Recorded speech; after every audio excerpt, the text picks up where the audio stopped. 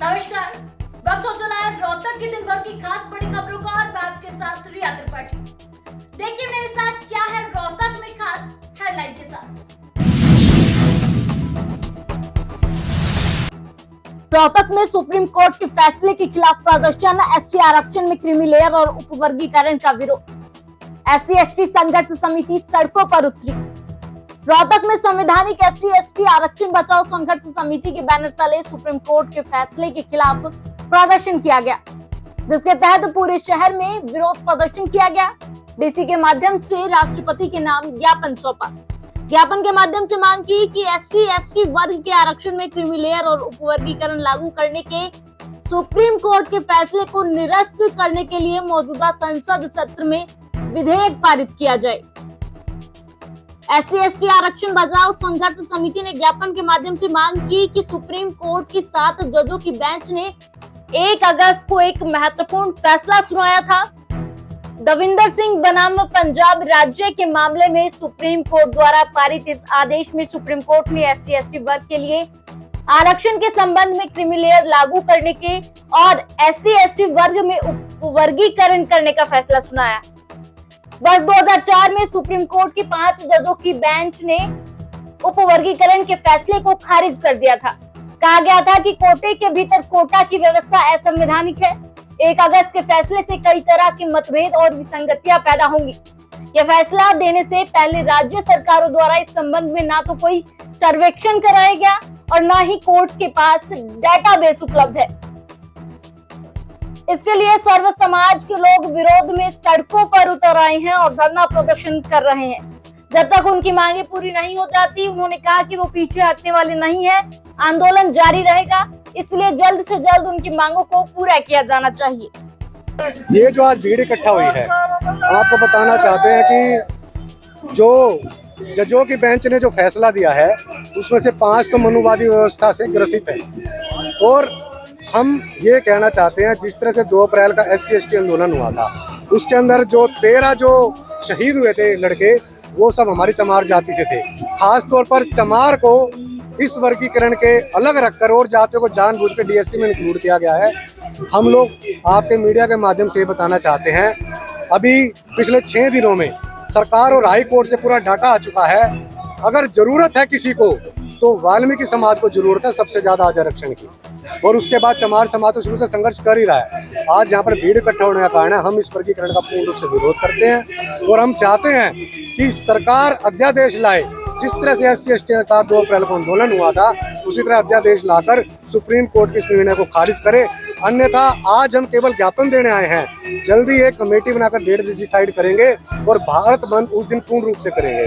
जय भीम, जय संविधान। आज जो माननीय सुप्रीम कोर्ट ने एससी एसटी के रिजर्वेशन में वर्गीकरण और क्रीमी लेयर को लेकर जो स्टेटमेंट दी है और उसका पक्ष जो हरियाणा सरकार ने लिया है, इन दोनों के खिलाफ आज अनुसूचित जाति वर्ग बड़े पैमाने पर आज देख रहे हो मानसरोवर रोहतक में इकट्ठा हुआ है।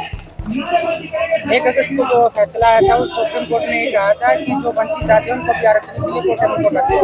देखिए, भारत के संविधान में बाबा साहब डॉक्टर अम्बेडकर ने जो अनुसूची बनाई है, उससे बड़ी सूची कोई नहीं है। और सुप्रीम कोर्ट के जो जज है वो पूर्णतः बास्ड है, क्योंकि ना तो इसका कोई जातीय एक तरीके से कहीं हम जनगणना करवाई और जनगणना के साथ करवाएं, क्या देश में अत्याचार होने बंद हो गए हैं?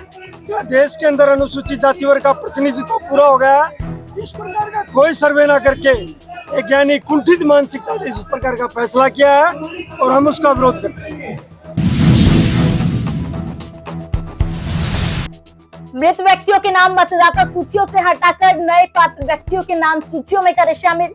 विधानसभा आम चुनाव को पारदर्शी एवं शांतिपूर्वक ढंग से संपन्न करवाने के लिए करे सभी प्रबंध। मंडल आयुक्त ने विधानसभा आम चुनाव के प्रबंधों की समीक्षा। मंडल आयुक्त संजीव वर्मा ने जिले की 4 विधानसभाओं के रिटर्निंग अधिकारियों को निर्देश देते हुए कहा कि वे भारत निर्वाचन आयोग की हिदायतों के अनुसार फोटोयुक्त मतदाता सूचियों से मृत मतदाताओं के नाम हटाने, युवा पात्र व्यक्तियों के नाम शामिल करने के कार्य को प्राथमिकता के आधार पर निपटाए। विधानसभा चुनाव के दृष्टिगत आदर्श आचार संहिता का सख्ती से पालना सुनिश्चित करें। किसी भी प्रकार की कोताही को गंभीरता से लेते हुए आयोग द्वारा सख्त कार्रवाई की जाएगी। विधानसभा आम चुनाव को शांतिपूर्वक व पारदर्शी तरीके से संपन्न करवाने के लिए भी सभी आवश्यक प्रबंध सुनिश्चित किए जाएं। मंडल आयुक्त संजीव वर्मा आज स्थानीय लघु सचिवालय स्थित सभागार में उपायुक्त एवं जिला निर्वाचन अधिकारी अजय कुमार तथा जिले के चारों विधानसभाओं के रिटर्निंग अधिकारियों, सहायक रिटर्निंग अधिकारियों, खंड शिक्षा अधिकारियों तथा राजनीतिक दलों के प्रतिनिधियों की चुनाव के संदर्भ में आयोजित बैठक की अध्यक्षता कर रहे थे।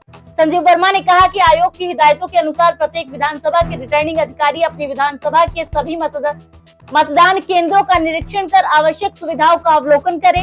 रिटर्निंग अधिकारी यह भी सुनिश्चित करें कि मतदान केंद्र दिव्यांग मतदाताओं के लिए सुगम होने चाहिए। उन्होंने सभी खंड शिक्षा अधिकारियों से शिक्षण संस्थाओं में शिक्षा ग्रहण कर रहे विद्यार्थियों के नाम मतदाता सूचियों में दर्ज करवाने के लिए किए गए प्रयासों की जानकारी भी ली है तथा आवश्यक दिशा निर्देश भी दिए। कोलकाता हत्याकांड के मामले में डॉक्टर्स का धरना प्रदर्शन 10वें दिन भी रहा जारी। कोलकाता मामले में न्याय और सुरक्षा की मांग कर रहे हैं डॉक्टर। रेजिडेंट डॉक्टर ने कहा कि इतनी भारी संख्या में पूरे पीजीआई का एक साथ एकत्रित होना यह दर्शाता है कि बिना न्याय के यह धरना किसी भी प्रकार खत्म नहीं होगा। उन्होंने साथ ही कहा कि जब तक सभी स्वास्थ्य कर्मियों को सुरक्षा का आश्वासन नहीं मिल जाता तब तक वो पीछे नहीं हटेंगे। डॉक्टर्स ने डीन पार्क में ओपीडी लगाने का भी फैसला लिया है।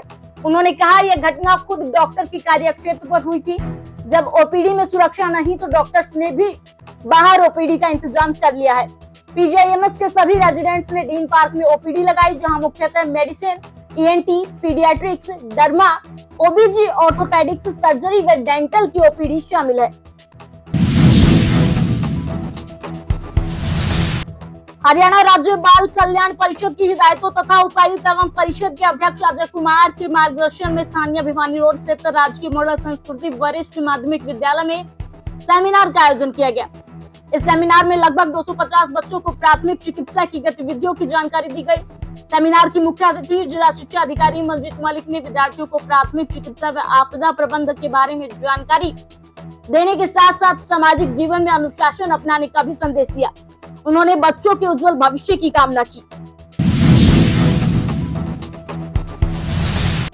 राजकीय कन्या वरिष्ठ माध्यमिक विद्यालय खरावड़ प्रांगण को हरा भरा बनाने के लिए किया गया वृक्षारोपण। निकटवर्ती गांव खरावड़ के नवनिर्मित कन्या वरिष्ठ माध्यमिक विद्यालय प्रांगण को हरा भरा बनाने के लिए 21 अगस्त बुधवार को स्कूल प्राचार्य निशा मलिक, छात्राओं और ग्रामीणों ने वृक्षारोपण किया। बरगद, पीपल और नीम की त्रिवेणी लगाई। वहीं विद्यालय किचन गार्डन के लिए कड़ी पत्ता और आजवाइन के भी पौधे लगाए गए। इस अवसर पर छात्राओं और उपस्थित जन को वृक्षारोपण के महत्व पर प्रकाश डालते हुए कैप्टन जगबीर मलिक ने बताया कि पौधे सभी जीव जंतुओं को छाया व आश्रय देने के साथ साथ उन्हें फल फूल देकर आनंदित करते हैं। हम सबको पर्यावरण संरक्षण और पृथ्वी को हरा भरा बनाने के लिए अधिक से अधिक पौधे लगाने चाहिए। रोहतक नगर निगम के आयुक्त डॉक्टर ब्रह्मजीत सिंह रांगी ने बुधवार को रोहतक के सर छोटू राम स्टेडियम का निरीक्षण किया। इस दौरान स्टेडियम में जल भराव की स्थिति मिली, जिसके बाद उन्होंने अधिकारियों को निर्देश दिए कि नगर निगम क्षेत्र में स्थित खेल के मैदानों में सफाई व पीने का स्वच्छ पानी का प्रबंध किया जाए।